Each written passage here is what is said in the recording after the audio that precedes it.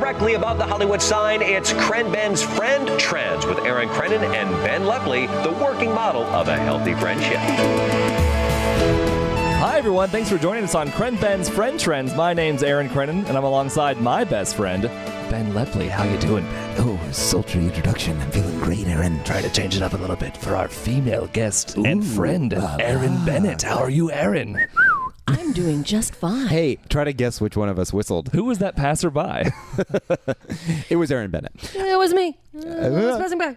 I wish And I thought I could. I wish this was stereo, so when we hear that back, it'll sound like a cool effect. Mono just makes everything sound like... Like your sick high school time, covered up in the covers, watching Friends on TV, or George Clooney. Did you ever get mono? Did you ever catch mono? No, that only the cool kids got mono. I got things true, like, actually. yeah. You've noticed how the cool kids got mono after they knocked boots with somebody, or Totally. something, and they're like, "Oh, we just kissed." Yeah, right. Right. Yeah, that's what it was. What if that was the secret? It's like, no, mono is sexually transmitted. Like, it's not kissing. You have to fornicate. That's just a lie that they tell to try to keep like school sex down. I was terrified in high school of catching it off of drinking fountains, which is why I never drank out of a drinking fountain. Once I learned what mono was, I would say it's possible, with the exception of the gym, which is stupid because that's probably a great place to catch mono. Everywhere else that has drinking fountains, malls, schools, anything, I refuse to go near them. And that's why your bloodstream is comprised entirely of Pepsi Max. I just buy soda to like make up for it. What a horrible exchange. You know, it's a really scary water fountain is anything. It's like an outside park, like a public park water fountain. Especially in LA where it's like cute to put your dog up to it. Oh, don't get me started. People clean their feet in those, you guys. Totally. But I always like in Iowa, because there would be like a downtime when you wouldn't use these over the winter. Mm-hmm. And then if you were like the first person to use it after like months of it not being used, and then it would like excrete like yellow and brown water for like the first 2 or 3 minutes. And like meanwhile, while you're doing that, you have to like knock off the spider webs that had inevitably grown over like April. You're like, get ready for a surprise. You know, it's funny. We were actually totally unrelated. We were just talking the other day about hose water and how good that tastes. Oh, it tastes like metal. Yeah, like, totally. It's just sweet metal. Yeah, like the sweetest metal from Oh, the you know earth. how like mercury's really sweet? I wonder if it's mercury. Probably it's mercury. Nice. Sweet? No, but it is the best water. Take a drink right from the hose. God. Well, like Erin brought up the Excellent. point too, where it's like you always drink it when you're under the hot beating sun, and it's like maybe that's part of it. And I think too, it's also because the stream that comes out is like this Such forceful, force, like yeah. thick, like rope of water. It's like a dragon coming out in water form. Totally. It's like drinking a dragon. And where else do we experience that? Like, unless you like pour a water bottle like out, that still doesn't have like the force of like projected hose water. Like it's... Have you guys ever just accidentally or on purposely, but not knowing what was going to happen, just mouthed the hose? Mouth the hose. So it's just like all of a sudden your mouth is like whoop, like full in Yeah. no time flat. And then, It's kind of like one's first beer pong. What is it called? Oh, keg Thing? stand? Oh, yeah. Yes. It's kind of like when you Or go, like I a beer didn't know bong. it was going to come A in beer that. bong. Oh, a beer bong. Yeah. Beer bong, when you're kind of like, whoa, whoa. my first beer bong was a disaster because like you do just react to coughing the beer out for the most part. And if there is any foam, then it's a mistake. No. It's like the hose went deep down below actually inside your body and then took itself back out, Oh my leaving, God. depositing beer there. Really? I just went down a weird rabbit hole. didn't I? No. I've never done a beer bong in all honesty. And I've always wondered can you just sort of like open your throat up and it just all like runs down, or do you have to keep like making a conscious effort to swallow? If you're good at it, you can just open your throat up. Okay. But if you're new to it, you do have to swallow. So it's like a gulp, a gulp, gulp. It takes a few gulps. That'd be tiresome. Oh, I it's saw annoying. It's people so become cold. One with the hose. Yeah. It was very strange. They were just like, I'm opening. It was almost like a spiritual experience for them. They were like, I'm opening myself to receive this hose, and it was, and partying will ensue. I did a lot of watching, and a lot of sort of side gagging, like, Oh yeah, that looks so horrible. Did you ever? Oh, here's a question for you. Where did you go to school? First of all, I went to Boston University. okay. Did you ever do gallon challenges? No, what's a gallon challenge? I never did it, but Erin did it a lot. So What I'm is a gonna let gallon you challenge? explain. A gallon challenge is the idea that you can't drink a gallon of milk in under an hour without throwing up. And the thing, it is the grossest. He always filmed them, so I watch them. And the thing about it is, your parents is must you be so really, proud. you probably can. I think people can. You can like get to the point where your body gets used to it. Something about like the lactose and like in your stomach, like it just can't handle that much. Whatever. It's also like a gallon is like, it's not water. It's like a thick, heavy liquid. It's thick. You can't handle that much cow. Yeah. No. That's a lot of cow. It was, I mean, in an hour too, like there was a point where every time I tried this, you start getting like milk drunk. And I'm sure that's just like your brain shutting down. It's like too much. It's far too much in there. The receptors are just like synapses collapsing. No, But please. too much dairy. But too much base. It was It's a like base, right? It was like, I think so. Not an acid. Yeah. It was like 55 minutes in, and I'm trying to finish it before. And like I thought I had it this one time, and I had probably a good glass and a half left, but it was from the gallon, so I'm guesstimating here. And I drank it, and then all of a sudden it was just like, oh, it's coming back up. And it was all of it. It wasn't like just what I had drank. It was like, oh, too much. It was like, back in the jug, you know. Yeah, Oh, it was. there it I is. threw up the exact amount of milk that I had intook. And it was like, it was always, or not always, I guess, but whenever I saw footage from these videos, it was always like in wintertime. So it was like snow on the ground. And then what people would do too is mix food coloring into the milk. And then you would see like these streams of like pure colored, like thick vomit come out. And because it was just the milk, there was nothing else. It was like on an empty stomach. So it was like if you drank like green milk, it was like pure green milk coming back up, not like vomit really.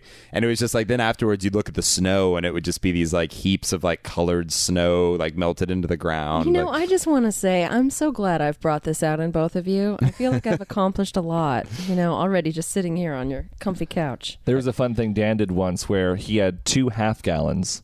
One with what if it worked? yellow. Yeah, right. It's all the container it's Well, he in? thought it was the. He was like, I'm playing the mental game, and I was like, well, if we're gonna put food color in there, I was like, one's gonna have yellow, one's gonna have blue, and you're gonna make some green. Did it work? Oh, and it worked. Oh, it was pure green. It was gross green. Like it was like It wasn't as- mixed in your body green. yeah, like green might have been the worst color because it's like we've seen green puke before. Like we should have made it like bright pink or something fun. Like I guess white and red to make pink, but the pink's boring. I'd be terrified of red. if it was seemed blood. like yeah. Exactly. That'd be a Oh, worst. wouldn't that be the worst? Yeah. To anybody who's listening, who's planning on going to college, Don't. now you've got your to-do list. I'd say take this as a lesson to not go to college and become an entrepreneur on your own time. Computers are good. Yeah. They will make you money. Learn how to make a microchip on your own. You can learn online. Erin, I was talking to some people earlier, and Yeah? they said you have a great story. Oh, for you the heard? podcast. Actually, it's almost the perfect. The perfect podcast. Yeah. The perfect through line here of like the hose water. It's a 'cause- segue Yeah, it's a segue. from hose to beer. Can I to just say, milk. can I just say we've had some pretty bad non-segues on this podcast before. Where the other day I heard, I think it was the one with John Barnett, and it was like, so I was driving the other day, and speaking of driving, and it was like, oh fuck this, like stop trying to do a podcast, idiots. I'm sorry, Aaron. Please. Oh no. But actually, it would have been. I should have interrupted, and it would have been perfect because where this story starts is every summer. My grandmother, who lived like a mile from me, so like we were kind of like she was our babysitter. She raised us. I mean, and my grandfather, but he was 10 years older than her, so she did most of the heavy lifting. She would call the fire department and have them fill her pool up with the fire hose. Ah. And it would take like Wait, is that legal? Well, no. So they put they put a meter on it, and they charge They her. charge you Oh, for the okay. water. And the thing is, though, it was 55,000 gallons, and like in the early 90s, it was like $40. Like, it wasn't that much at all. Let's do some math. Wait a minute. So we could charge the fire brigade to come. The fire brigade. The fire brigade. Fire brigade Is this 1800s New York? to come out with their pump cart. Well, they and s- pump water at us and give them $40 afterwards. That sounds brilliant. Yeah, so what that would never be allowed in California, I can imagine. But so what ended up happening was that eventually, I think they built the pool in the early 60s. So maybe it was even in the early 50s or late 50s. Either way, it was an old pool. I'm sorry. It was the early 60s. Wait, maybe it was a few years before. Oh my God! And if it were, well, it would change everything. But It would. I think she had been doing it every year since then. So like by the time the 90s came around, they're like, do we really have to do this? And she's like, you did it last year. And they're like, damn it. Oh, what great old lady logic. Oh, you yeah. did it last year. Why would you stop? So eventually they did stop, and it was really annoying. And she had to put use hose water to fill the pool, and to fill it with a fire hose took an hour and a half maybe. To fill it with the trickle of a hose took so long, and it was like God. days. And it was really annoying because you could just see like it was like the summer barometer. It's like once it's full, we can have fun. But until then, she wouldn't let us like go into like the deep end that had like 3 foot of water because who knows if we just get trapped down there. wait a minute. But question: why does one's pool have to get refilled? Doesn't the water stay in the pool? Well, Wow. in Iowa, Yes. things tend to freeze, and frozen water will expand and will break pools. So, and then also, Boston University, you say? Yes, I am. I have a college education. and but- also, oh, sorry, go ahead. No, but this California girl's getting an education here, Mr. Double A over here. So they typically wouldn't empty it all the way. There's usually some water left in it, but they would take out a lot of the water. Plus, it was just like old water. I think that was kind of like, I'm sure there's some old woman logic there. Be like, well, we got to have new water. And The kids have been peeing in this pool all summer. 50% of it's urine. What am I to do? Siphoning that out, by the way. Ugh. so every like third year, though, she would repaint the pool. Oh. So that's why it had to be completely emptied and then repainted. Wait, sorry, say that again. Every year? Every third year. Every third about. year, okay. So it would take a little longer for it to open. It was very annoying because, but it was like a fresh coat of paint. It What looked color did she paint? It was this sky blue. Oh. It looked really cool, and it was Pretty. like it was everything of that pool was pretty nice for it being as old as it was. And then and just some background on my grandma. This is a small Jewish woman, like 5'3", 5'2", but she loved being tan. And loved being tan. She had around the pool you need a privacy fence. So there was like an 8-foot privacy fence that went around the entire pool. In the northeastern corner, she had 2 sheets of metal that she would highly polish. So she would sit in that corner no. and she would tan. Now, eventually she got a little older, and she also found that she would lose her tan throughout the winter. So she bought a tanning bed and then stopped going outside. So she had a tanning bed in her basement, which is the only person I ever have known to have a tanning bed in their house. But like she would like use it like once every 2 or 3 weeks. Oh my and God. Did you ever use it? I never used it. Were you scared of it? I was scared because she wouldn't let us down there when it was happening because it was like a finished basement, so it wasn't like that's where that was like our playroom essentially. Yeah. And it made this horrific noise, and like she would have the lights off, but there was that UV glow coming through, so it was like this purple light. It's like Poltergeist. It was very freaky, just kind of like to peer down the steps And and Grandma's naked in there. Oh, I didn't even think about that. she actually wore a swimsuit. Grandma's in a swimsuit. Grandma is in a swimsuit still. Yeah. Wait, I'm sorry. Can you try to do your best impression of the noise? It was this it's kind of like 4 computer fans as loud as your laptop. It's kind of whirling. I have a very horrible laptop. Maybe if we each, like a hum, Was it like a chorus of ghouls? Yeah, basically. maybe if we each try a little bit. Oh, yeah. And just stare at a black light when that happens. And you got it. And no one ever believes me when I say how tan she was. She's the tannest person I've ever seen in my life. And to get an idea, she also dyed her hair blonde and had it in Yes. sort of like a mini beehive. Did she drive a pink Cadillac by any chance? She had a big blue Buick. He just Oh, says big blue yes and moves on. Yes. But Yes. to like give you a visual description, if this isn't like painting the picture. No, that's great. When I finally saw No, we got it.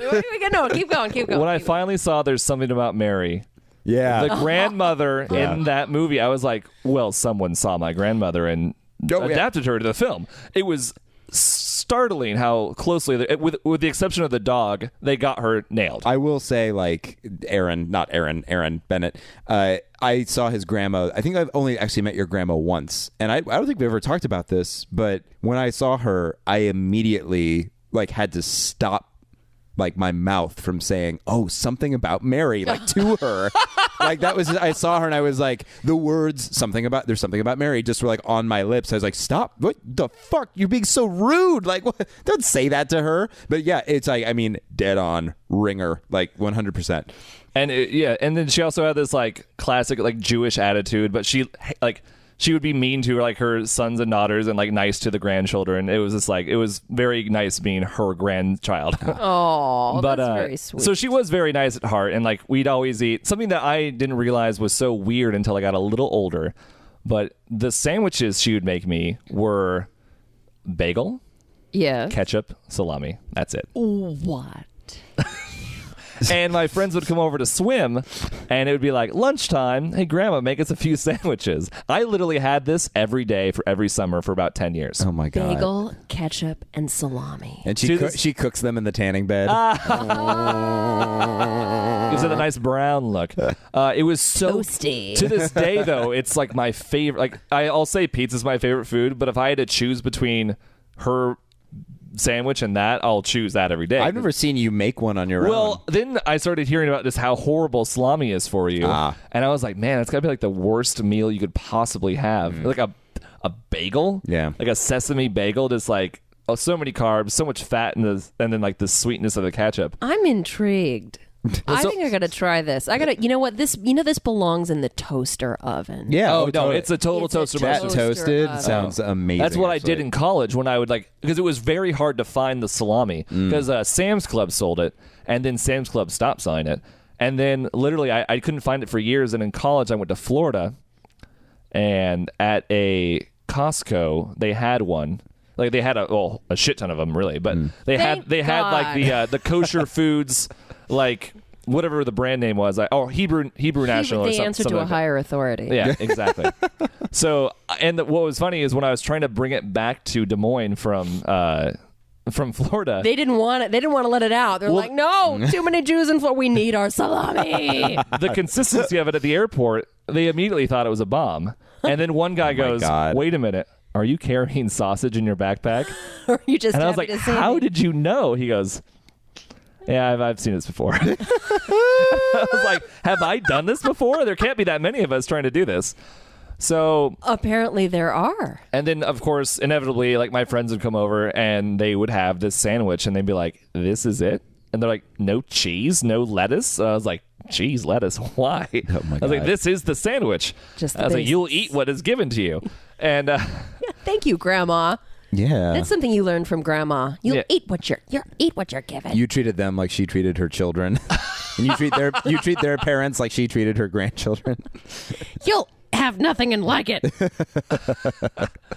So on the other side of Grandma was everyone else. And for years, she and my grandpa ran a scrap metal business. And it was like before environmentalness was a thing. Lucrative. And it was very lucrative because after World War II, that was like, and during World War II, like scrap metal like was in not abundance. So like they made a lot of money in the scrap metal game. And I just picture Grandma like atop a giant tanning bed, just like on a huge mound of metal. She built the tanning bed out of scrap. And we actually had still owned this building downtown until like 2009. So like we had like this building like right next to Sec Taylor in Des Moines. Really? Yeah. I didn't know that. Oh yeah, it was really, really interesting. But you owned a building? Yeah, I was actually always hoping secretly that someday it would be left to me. And you could put your face on it. Oh yeah, Erin's building. But the thing about ChrenCo Industries, the thing about this building was for years they like also scrapped batteries, like car batteries. Huh? So like the land underneath, just acid soil. Oh, so toxic. They have to burn it. Oh yeah, Like how they do with hospitals. When they demolish a hospital, they have to scorch the earth. Really? They do because germs. Oh, right. Germs live in walls. Oh, totally. It's I never even thought about that. disgusting, but I never thought about that either. Yeah. So like that was also so then this kind of Burn it good. so this obviously started like, and they stopped taking batteries in like the 70s, but by then it was too late, and like the basically like the city pH of the soil. Oh, is, the like, city started like suing my grandmother for like, and grandfather for this, and it's like it was like this ongoing thing throughout my entire childhood was my grandma suing people, and so this is where the pool comes back. And for those of you who don't know me that well, I'm very sheepish, and so just think about that moving forward. So my grandmother was convinced at one point by the pool guy Gary that she should get a pool liner in the pool instead of having to paint it every 3 years. And she's like, oh, what a great idea. He's like, this will last for 25 years. And she's like, great. So starting in like 97 or 96, she started trying to install this pool liner. And the guy, Gary, was like, I can do it. And so she paid him money and he started doing it. The thing about that is the pool was awkwardly shaped. It wasn't symmetrical in the least. It kind of looked like a racetrack where like, I guess you're not imagining the racetrack that I know, but it's like straight on one side, then it's a big curve in the shallow end, and then it's like a slanty, like a slanted towards the deep end where it's smaller. It kind of looks like like a racetrack that you dreamed about once. yeah, it kind of looks like a bike cog, like you know what I'm talking about, like where there's the little bike cog and the big bike cog and the thing, and and how it kind of hangs, how it kind of hangs down. You're actually doing a great job explaining this. Yeah, Yes. so that's what it looks like. I actually thought about that before. I was like, well, how can I explain this? We can all see it. Where everyone knows bikes. Erin Bennett's coming at 3:30. I've only got an hour.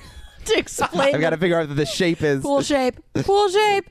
So because of that, he just like assumed it was symmetrical, and that was like his first mistake. Oh, and then he boy. started like measuring like every third foot, and I was like, why can't you just do the math and figure this out? But it was always either too big or too small. Water would get between the walls of the lining and the pool, and that was like, what was the lining material made out of? it was like a thick plexi material. Like I mean, it was like I don't even know. It was a rubberish type thing, like latex, like a thick latex maybe. But it was like taut against the walls. It was supposed to be, but it never ever got to that point. Okay. And that was like so she started suing Gary. Oh. And eventually Gary died, and so she got a new pool guy who promised that she could do it or that he could do it, and then he started doing it, and he convinced her to redo. So like this backyard was it was a pretty big pool. It was like 50 feet across and like 25 or so feet across. It was a big pool, and the backyard was like accommodatingly big.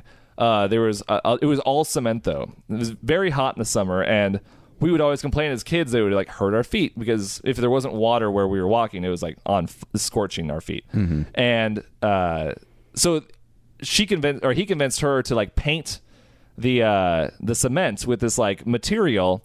And then and it would make it less slippery and not as hot on sun. And then they'd also like put this like white paint on to give it like grip. The thing about this is that it became incredible, like an ice rink. It was when it was wet, it was so slippery. And she stopped letting me have friends over because it was so slippery. She was afraid of getting sued by like other families. Oh man. 'Cause I fell once or twice and I didn't get hurt or anything. But that was like this ongoing thing where I would have to not tell her I fell. What a lonely Kren summer. Oh, yeah. It was bad. What an internal conflict, too. Like, you can have the pool, Erin, but you have to do it alone. Like, what's your choice? Or you have to walk slowly. Yeah. Oh, no, that was the other thing. Heel carefully. Heel toe. Even if you walk slowly, it was still like you could always lose your feet from under yourself. And and then this is kind of like the penultimate part of the story is where she wanted to sue this guy, and I think it's because of years of suing that she was like, well, this guy's clearly going to get sued by me. And, you know, it's only a matter of time before Grandma sues ya. And like Gary's plan was to die. This guy's plan was just to stop answering her phone calls. So she would leave him like countless messages, and he would never call her back. And I guess he thought that as long as she didn't contact him, like he'd be fine. And it was like he wouldn't finish the job. It was really awkward, and she had already paid him for everything. And like it was like this she wanted him to redo it because his claim was that it wouldn't be slippery, when in reality it was an ice rink. So then this moment in my life happened. I was probably 14 or 13, And it was a summer day, and it was like a Saturday, and my mom had just gone to the store. So I'm home alone, and my grandma calls me up, which was weird. My grandma didn't typically call. And she told me, a man is about to call you. He is my pool man. He won't take my calls. I've convinced him that you want a new pool and that he's going to install it, like through like a letter or something like that. And I told him to call you today. She goes, is your mom home? And I was like, no. She's like, you have to do this. You have to tell him my grandmother is going to sue you. You need to call Doris Crennan or else. Oh. Young she was Crennan so has a task. serious. And that was the day that you became a man. She was so serious. Had you ever heard her that serious? Oh before? no! I mean, I spilled chocolate milk on her shag carpet in the basement, and she was mad then. But like this was bad news, and I was like, I don't want to, and she's like, you have to. She's like, otherwise, I think she probably was like, otherwise you won't be able to swim. Otherwise, you forsake the scrap metal empire that I have built. I will never build you another bagel with salami and ketchup again. And so, The curse of Grandma Crennan. Man, so much conflict. I was like, fine, I'll do it. And when I hung up the phone, I knew 100% that I would not be doing this. Right. And about 5-10 minutes later, the phone rings and I just break down. I start to cry. The pressure. I was like, oh my God, I can't do this. It rang like 10 times, and we didn't have an answer machine, so it just kept ringing. And I hear the car pull up, and it was my mom. And I answer the phone, and I go, hi. And they're like, is so-and-so there? It was some made-up name, too. That was like the other thing, because we were Chrennans as well. So my grandma had to use a fake name. Oh, my God. So I was like, yeah, hold on. And I ran out to the driveway, stopped my mom's car.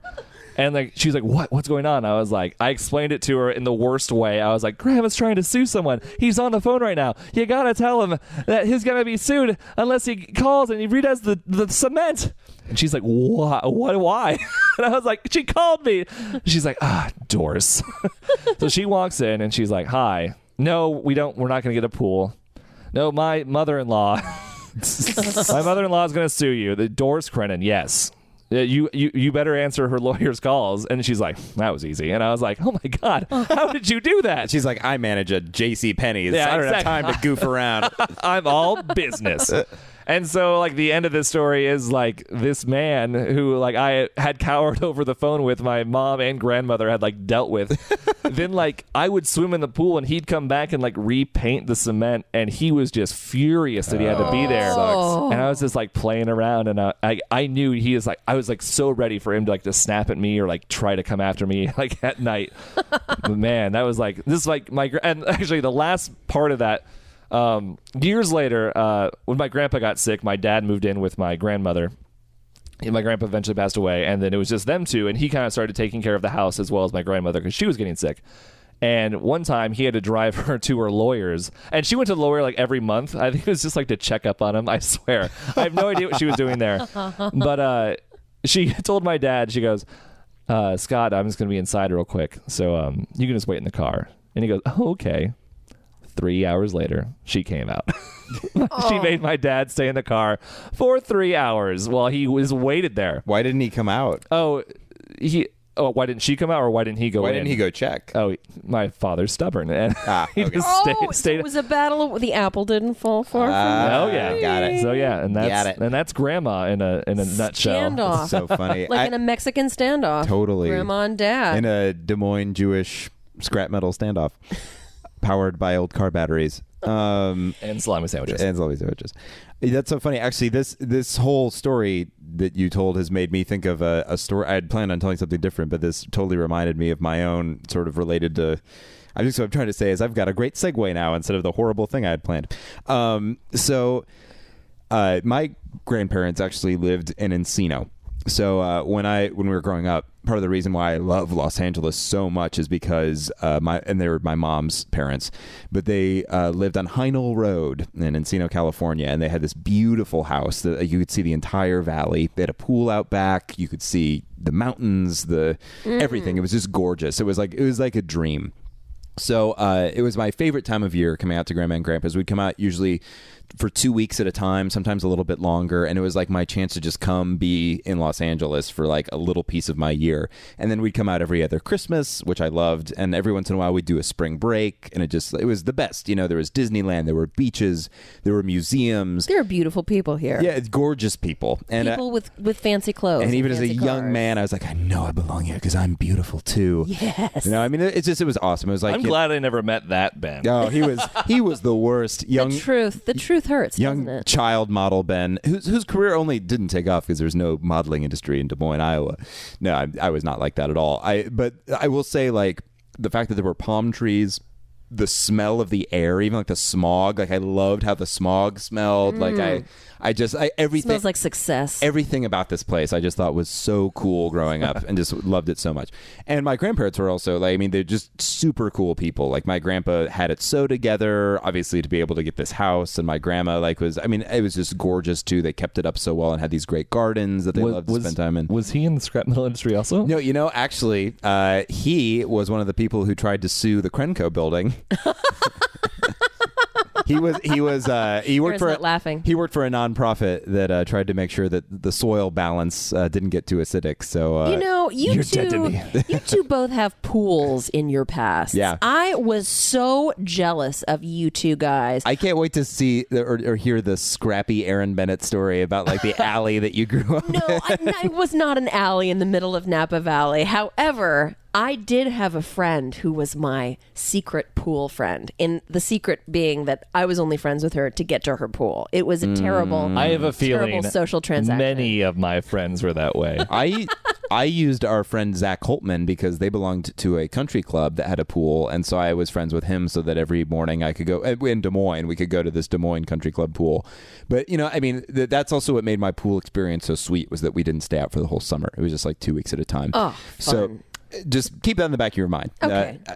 Now, for some reason, when I was a child, I had this insane preoccupation with getting a sword. I wanted a sword more than anything. And I don't know quite where or quite how it started. I kind of recall having a dream when I was like in the tween years where I had a sword and it was hanging on my wall. And I felt very cool or powerful or something. And I woke up and I was like, I must acquire a bladed weapon. Whoa. So it's not like a machine gun or a robot or a spaceship. It's a sword. I just wanted a sword so badly. So of course the first thing I do is I go to my parents and I'm like, hey guys, like I had a dream and I need to get a sword. And they're I'm like, a dreamy, beautiful child, and this is my wish. I come down and I whip my hair back. I'm like, I've dreamt a dream of me with a weapon by my side. And of course they're like, no, absolutely not. What are you talking about? You're insane. They would have none of this. It was quite funny to look back upon, but they were just like, there's absolutely no way you're getting a sword. Tell us why. And I couldn't really tell them why other than like, it'd be cool. So to spite them, I got online on our AOL dial-up and I found a company called Museum Replicas Limited, which was located in like Virginia or somewhere Virginia-ish. They are also in the Sky Mall. Oh, are they really? They are in the Sky Mall. Oh, is that they have the sword section? Yes. Okay. They do. Well, I didn't. Okay, so I sent my information to Museum Replicas Limited, and I was like, I'd like to be on your mailing list, please. And the Sword of Month Club. Yeah. And I got put on. I got a catalog, guys. This catalog was monthly. It wasn't like quarterly. It wasn't even bi-monthly. It was 12 issues a year of swords, weapons, costumes, shields, armors, helms, chainmail, rings, pendants, amulets, little tiny pewter figurines. They had, Erin, a ring that you could put poison in, that you could flip the gemstone up and pour the poison out of the ring into a goblet. Oh my God, that's like something out of the Borgias or something. How they marketed this. It was unbelievable. So they said, did they say poison, or it was like a poison-like substance, or like it could be Sprite or poison? I want to say it was implied it was poison. So it was like, you can slip anything into your lover or enemy's drink. It was fucking crazy. And we mean anything. And anything. And also it wasn't like weird like sci-fi weapon, like fantasy weapons. Like I think they had a page in the back that was like about. Did they have Star Trek did they have like no. It was all like very like proper like Middle Ages, Dark Ages, Renaissance weapons. So like rapiers and like broadswords and all that. So I'm starting to get all these catalogs, and my parents are like, "Oh my god, no. he's subscribed. This weirdo is subscribed to a fucking like Dark Ages weapon pornography company. He's gonna come after us in the night." Yeah, we didn't allow him to get the sword. He's gonna get one anyway and kill us.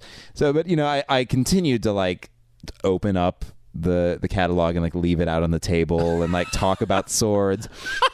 And they would slip it into the middle of Woman's Day magazine. They would not budge. Like they just, I would like scatter these fucking things all over the place. And and also like I wasn't doing myself any favors, because if you look through these things, it's all these models who aren't models. It's like the local people in this Virginia town, and they're like all dressed up and like reenacting scenes and battles.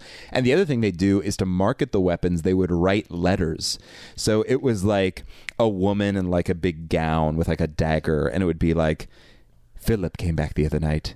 I never thought I'd see him again once my lord shipped him off to the east.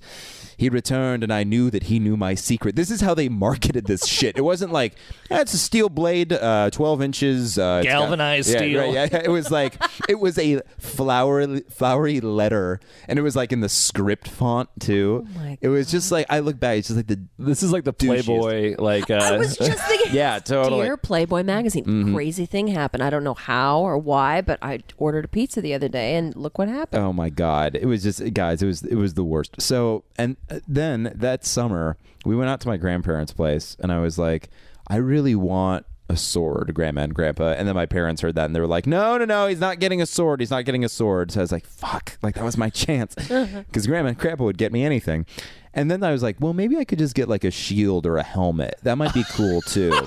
So just protect yourself. Yeah, A shield. if I can't get like a sword to hang on the wall, because they didn't want me to have a weapon, it was like, maybe I can just get a shield to put on the wall, and that would be neat. So I take my grandmother, who's like, I don't know, 70 at this point, it's like mid 70s even possibly, and I make her take me to the Sherman Oaks Galleria to look for shields and swords and spears. I'm like, do you think that there's like a shield store at the mall? And she's like, so sweet. She's like, I don't know, you weirdo. Let's find out, I guess. And I have this very distinct memory of wandering around the Galleria with all the Valley girls, with and I'm the like, kids and the guest jeans. and I'm 12 with Grandma looking for a sword, and of course we couldn't find anything. I think we went to like maybe a Crate and Barrel, and they had like a decorative like tin one. Yeah. And I was like, no, Will this do? It's not right. It needs to be like, it needs to really repel a Warhammer. And she's like, Needs to repel a +1 Warhammer. what are you doing with your life? You're 12. You're so on the wrong track. I need my husband to talk to you about business.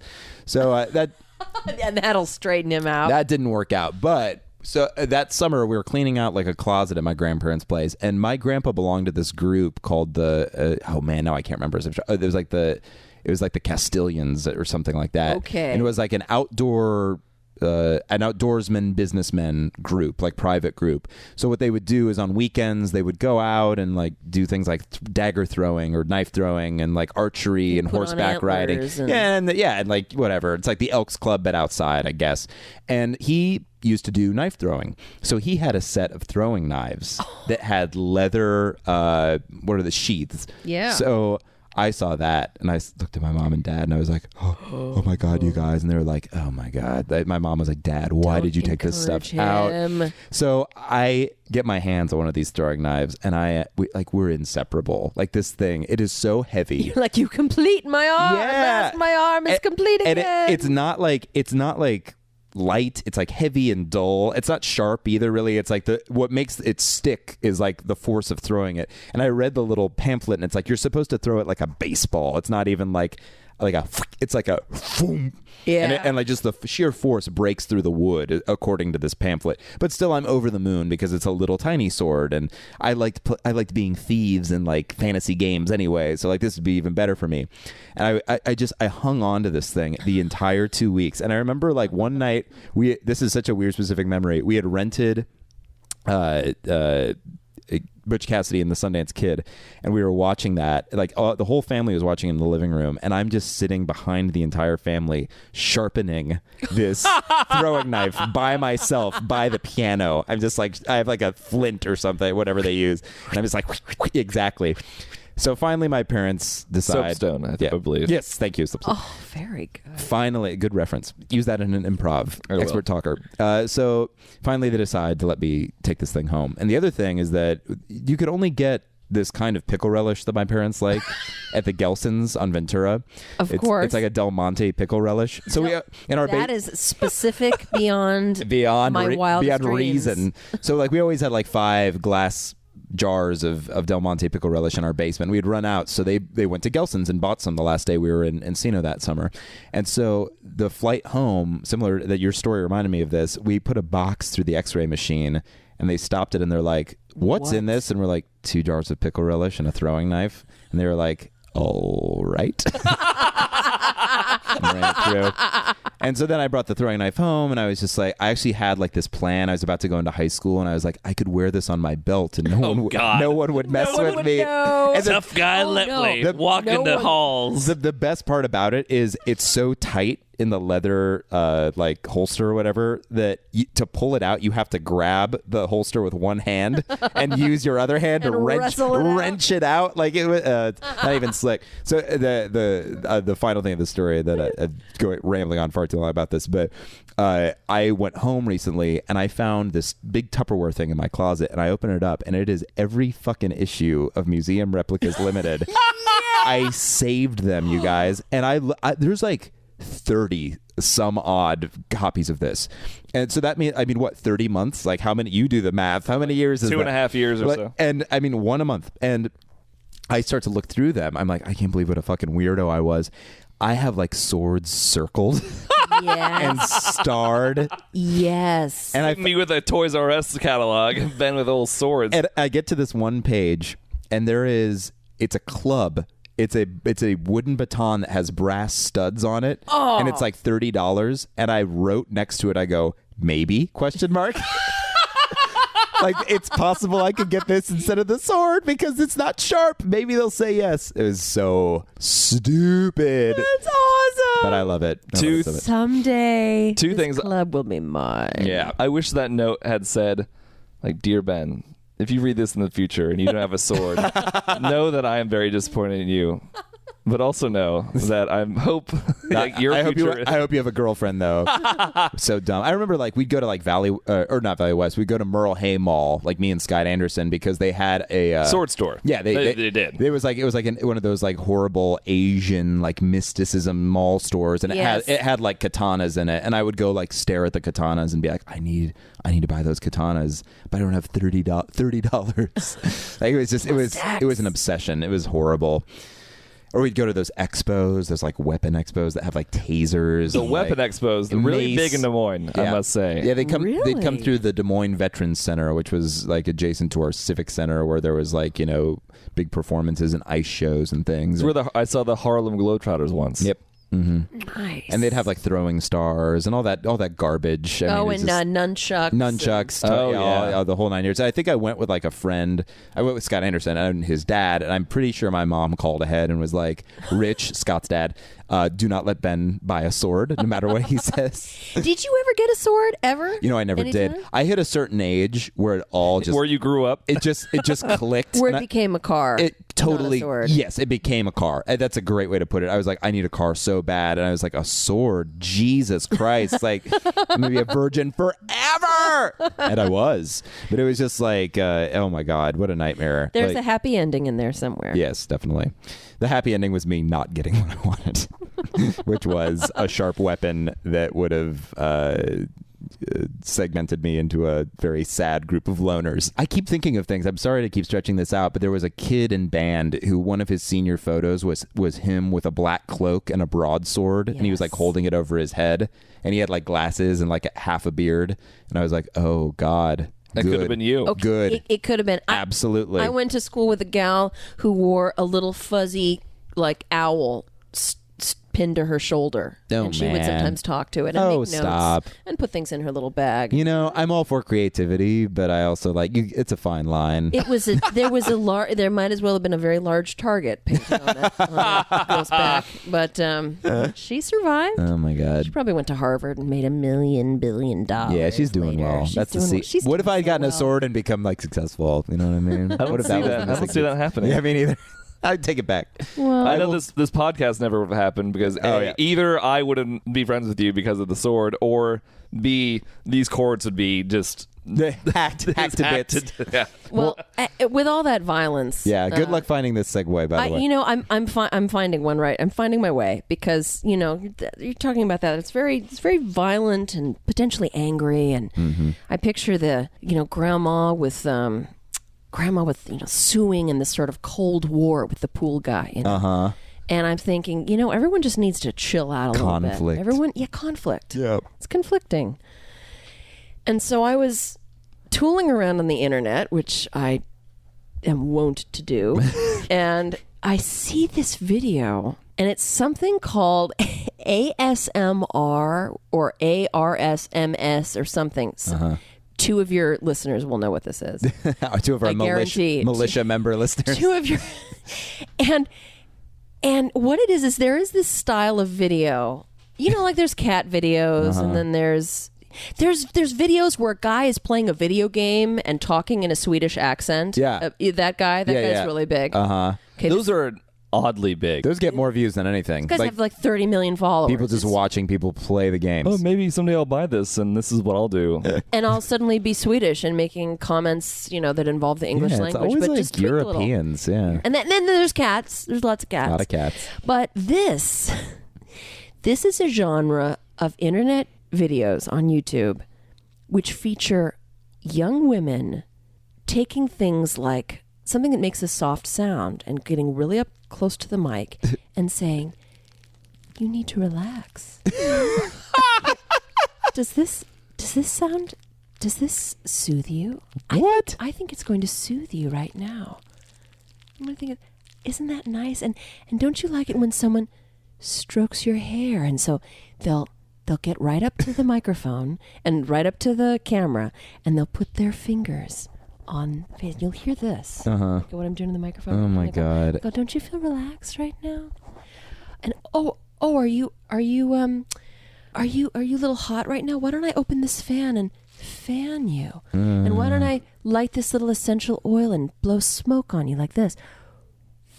Can you see them doing this? You can see them doing it. And it's usually a beautiful young woman, sometimes European. Oh. Very interesting. So you've got this little like English as a second language thing going on. So if I blow on your ear, will you like this? Here, try this.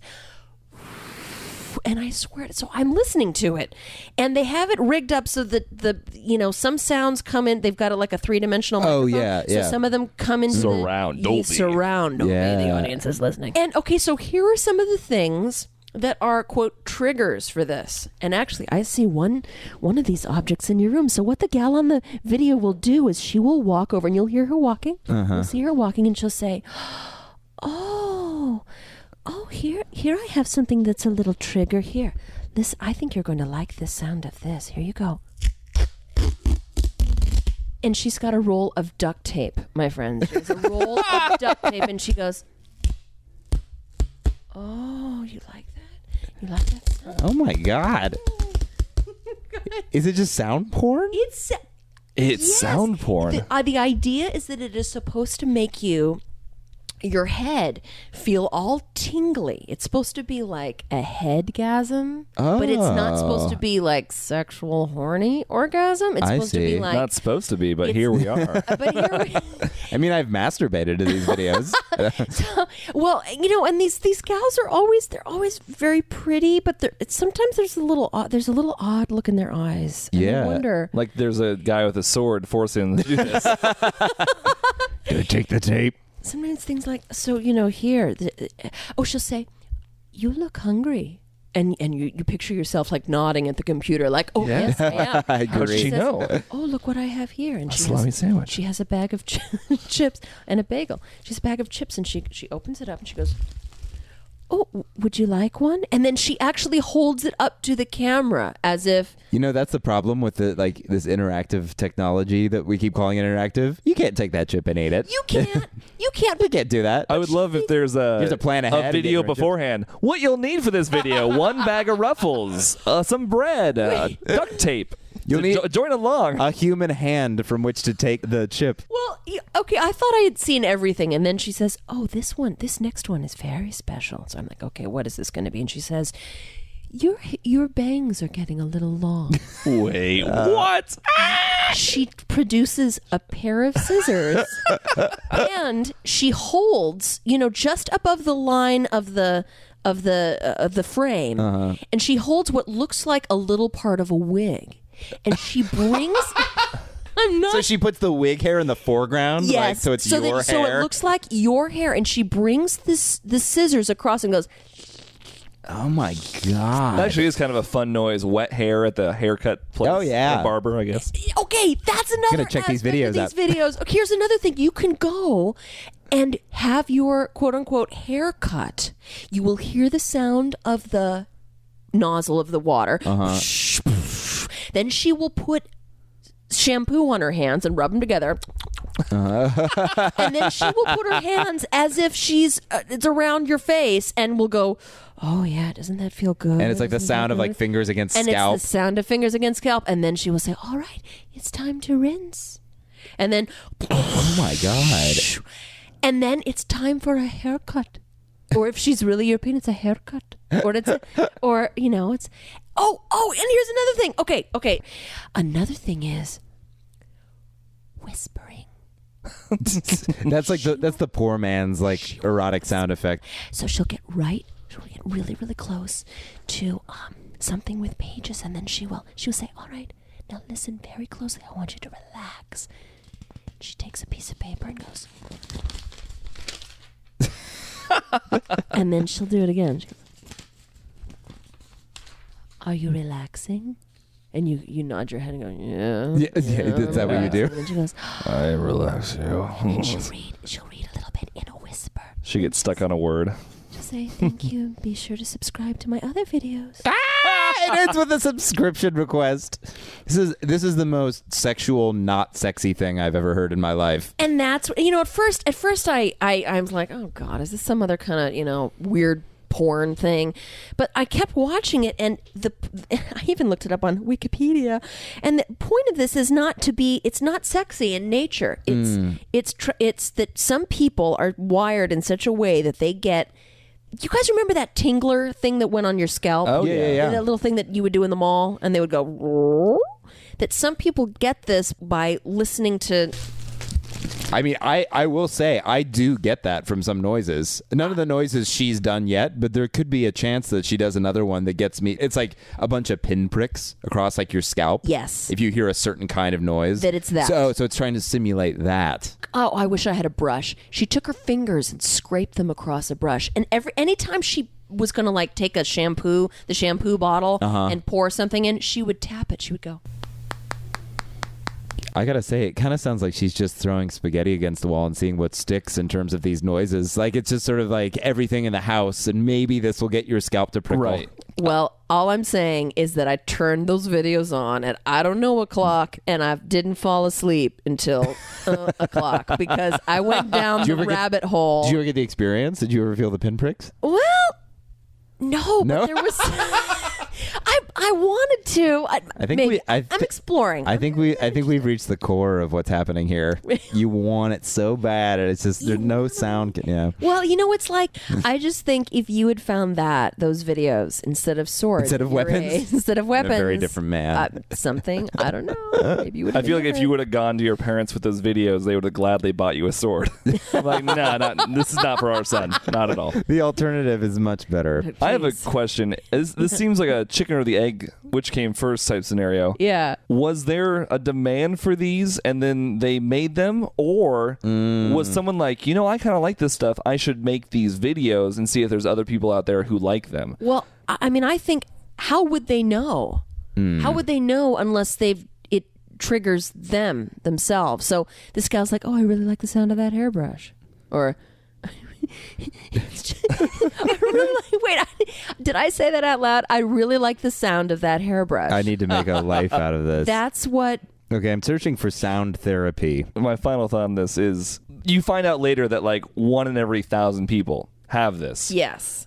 But like you never come across that person. You find out if you like say I was like very affected by these. I like, had to watch these videos. I didn't know I needed to like come into a room and then like find that one other person Guys. who also has it. Guys, Yes. And to find out. Do we have success? ASMR. That's it. Audio sensory meridian response. Meridian. Now, I feel like they're just throwing a word out there to make it sound more Like sciencey. Merriam-Webster. guys, this woman's name is Heather Feather. Heather Feather. That was the other thing they would do. Oh, there she is. Yes, so she's tapping her fingers over things. Oh, So man. She's tapping. What if she's able to support herself off of this? That's She what I think probably people- can. I'm thinking I'm in the wrong business. This was monetized. I had to skip an ad to get to this. What's interesting is she looks like the Grudge, kind of. Wait, guys, if we watch this video, we die. She's taking a brush. Oh, there's the brush. She's taking a blush You brush teased or a face this. brush, and she's brushing it over her face, and she's taking the bristles, and then What and if she's- this was your penis? She taps it. You know, I gotta tapping be honest. I know that like we're under the assumption that this isn't sexual. I've seen several shots of her stroking shaft-like objects. I'm just gonna go there and say this is 100% a fetish. Let's go down the list. It says for those who need a quick fix. quick fix. Here's what she uses in this video: Here's the hour-long video for your quick fix. glass candle holder, Yep. candle, blue suction bulb. There's one time code that's just SKSKSKSKSK. What is that? It's probably her literally going. Thank you so much for coming on. Yes, thank to you the so show. much, Erin. Thank you for It was having me. fantastic. This is wonderful. As always. Actually, you have a pretty fun Twitter account, don't you?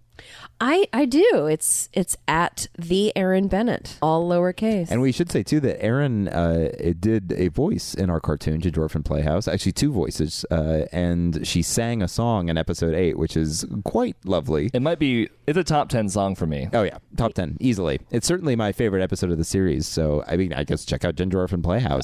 Why not? We also did voices cartoon, on it, but we don't say anything. Don't worry about it.